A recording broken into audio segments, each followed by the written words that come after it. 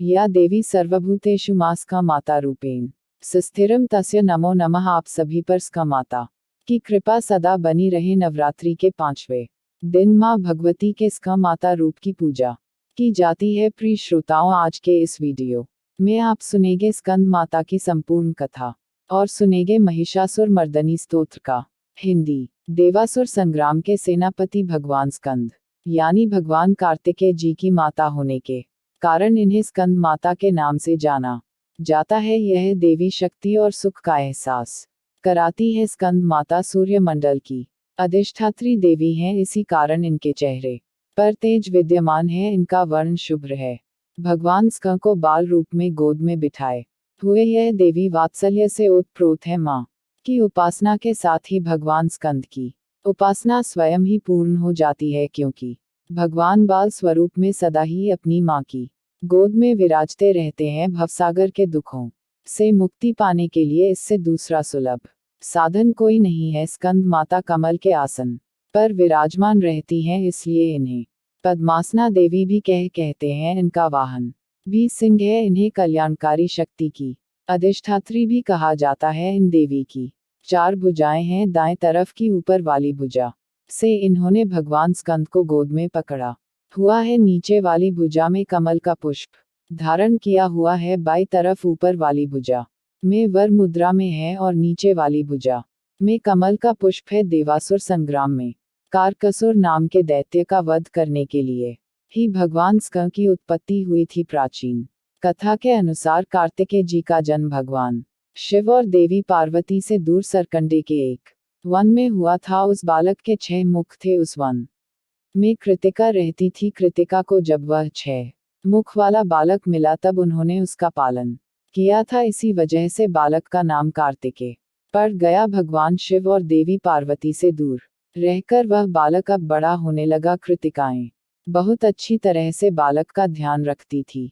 एक दिन शिवजी को अपनी संतान के बारे में पता चला। संतान के बारे में जानकारी मिलते ही शिवजी ने अपने सेवकों को तुरंत ही सरकंडे के वन में भेजा और बालक को लेकर आने के लिए कहा। शिव जी के दूत वीरभद्र, विशालाक्षी, शव, गोकर्णा, शदधि मुखादि सरकंडे के वन में पहुंचे और कृतिकाओं के साथ कार्तिकेय स्वामी जी को लेकर शिव जी के पास वापस लौट आए। कार्तिकेय जी कैलाश पर्वत पर पहुंचे तो सभी बहुत प्रसन्न हुए।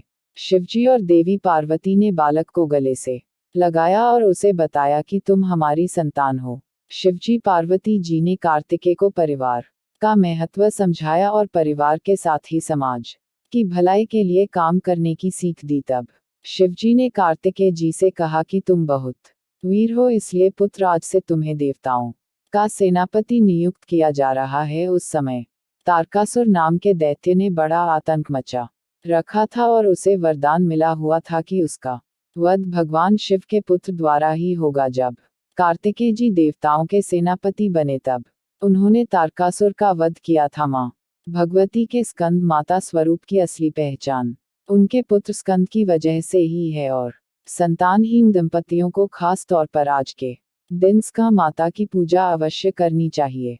स्कंद माता की कृपा से निःसंतानों को संतान सुख मिलता है और संतान से जुड़ी समस्याएं भी दूर हो जाती हैं। प्रिय श्रोताओं, अब सुनिए महिषासुर मर्दनी स्तोत्र का हिंदी अनुवाद है। हिमालय राज की पुत्री है गिरिजा देवी, विश्व को आनंदित करने वाली देवी, नंदी गणों द्वारा पूजित, गिरि श्रेष्ठ विंध्याचल के शिखर पर निवास करने वाली देवी, अपनी लीला से भगवान श्री विष्णु को प्रसन्न करने वाली, इंद्रदेव के द्वारा नमस्कृत्य भगवान नीलकंठ की पत्नी, विश्व में विशाल कुटुंब वाली और विश्व को संपन्नता देने वाली है। महिषासुर का मर्दन करने वाली भगवती, अपने बालों की लता से आकर्षित करने वाली पर्वत की पुत्री, आपकी जय हो, जय हो, जय हो। देवों को वरदान देने वाली, दुर्धरा और दुर्मुख असुरों को मारने वाली और स्वयं में ही हर्षित रहने वाली, तीनों लोकों का पोषण करने वाली, शंकर जी को संतुष्ट करने वाली, पापों को हरने वाली और घोर गर्जना करने वाली, दानवों पर क्रोध करने वाली, अहंकार हों के घमंड को सुखा देने वाली, समुद्र की पुत्री है। महिषासुर का मर्दन करने वाली, अपने बालों की लता से आकर्षित करने वाली पर्वत की पुत्री, आपकी जय हो, जय हो, जय हो। हे जगत माता है मेरी, माँ प्रेम से कदम के वन में वास करने वाली, हास्य भाव में रहने वाली हिमालय के शिखर पर स्थित अपने भवन में विराजित मधु की तरह, मधुर मधु केटभ का मद नष्ट करने वाली महिष को विदीर्ण करने वाली, सदा युद्ध में लिप्त रहने वाली है महिषासुर का मर्दन करने वाली, अपने बालों की लता से आकर्षित करने वाली, पर्वत की पुत्री आपकी जय हो जय हो जय हो।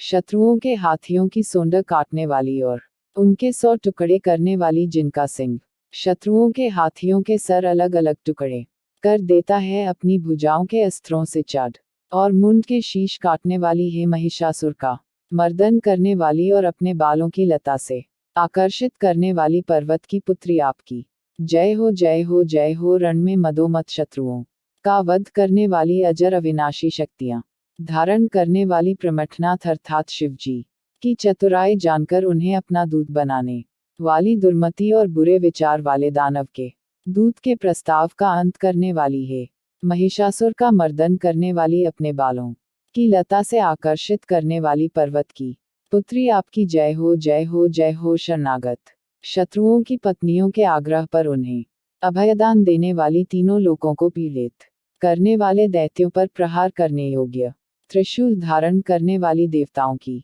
दुंदुभी से दुम दुम की ध्वनि को सभी दिशाओं में व्याप्त करने वाली है महिषासुर का मर्दन करने वाली, अपने बालों की लता से आकर्षित करने वाली पर्वत की पुत्री आपकी जय हो जय हो जय हो। मात्र अपनी हुंकार से धूम्र लोचन राक्षस को धूम्र अर्थात धुएं के समान भस्म करने वाली, युद्ध में कुपित रक्त बीज के रक्त से उत्पन्न अन्य रक्त बीजों का रक्त पीने वाली, शुंभ और निशुंभ दैत्यों की बलि से शिवजी और भूत प्रेतों को तप्त करने वाली है महिषासुर का मर्दन करने वाली, अपने बालों की लता से आकर्षित करने वाली पर्वत की पुत्री आपकी जय हो जय हो जय हो। युद्ध भूमि में जिनके हाथों के कंगन धनुष के समान चमकते हैं, जिनके सोने के तीर शत्रुओं को विदीर्ण करके लाल हो जाते हैं, और उनकी चीखें निकालते हैं चारों प्रकार की सेनाओं, हाथी घोड़ा पैदल रथ का संहार करने वाली, अनेक प्रकार की ध्वनि करने वाले बटकों को उत्पन्न करने वाली है महिषासुर का मर्दन करने वाली, अपने बालों की लता से आकर्षित करने वाली पर्वत की पुत्री आपकी जय हो जय हो जय हो। देवांगनाओं के तथा थई थई आदि शब्दों से युक्त भाव में नृत्य में मग्न रहने वाली, कुकुत ताल वाले स्वर्गीय गीतों को सुनने में लीन, मृदंग की धूप धूप धीमी धीमी आदि गंभीर ध्वनि सुनने में लिप्त रहने वाली है महिषासुर का मर्दन करने वाली, अपने बालों की लता से आकर्षित करने वाली पर्वत की पुत्री आपकी जय हो जय हो जय हो। जय जयकार करने और स्तुति करने वाले, समस्त विश्व के द्वारा नमस्कृत्य, अपने नुपुर के झंझन और झिम झिम शब्दों से भूतपति महादेव को मोहित करने वाली, नटी नटों के नायक अर्धनारीश्वर के नृत्य से सुशोभित नाट्य में तल्लीन रहने वाली है महिषासुर का मर्दन करने वाली, अपने बालों की लता से आकर्षित करने वाली पर्वत की पुत्री आपकी जय हो जय हो जय हो। आकर्षक कांति के साथ अति सुंदर मन से युक्त और रात्रि के आश्रय अर्थात चंद्रदेव की आभा को अपने चेहरे की सुंदरता से फीका करने वाली, काले भंवरों के समान सुंदर नेत्रों वाली है महिषासुर का मर्दन करने वाली, अपने बालों की लता से आकर्षित करने वाली पर्वत की पुत्री आपकी जय हो जय हो जय हो। महायोद्धाओं से युद्ध में चमेली के पुष्पों की तरह कोमल स्त्रियों के साथ रहने वाली, तथा चमेली की लता की तरह कोमल भील स्त्रियों से जो झिंगुर के झुंड की तरह घिरी हुई हैं, चेहरे पर उल्लास से उत्पन्न उषाकाल के सूर्य और खिले हुए लाल पुष्प के समान मुस्कान वाली हे महिषासुर का मर्दन करने वाली, अपने बालों की लता से आकर्षित करने वाली पर्वत की पुत्री आपकी जय हो जय हो जय हो। जिसके कानों से लगातार मत बहता रहता है, उस हाथी के समान उत्तेजित है गजेश्वरी, तीनों लोकों के आभूषण रूप सौंदर्य शक्ति और कलाओं से सुशोभित है राजपुत्र, सुंदर मुस्कान वाली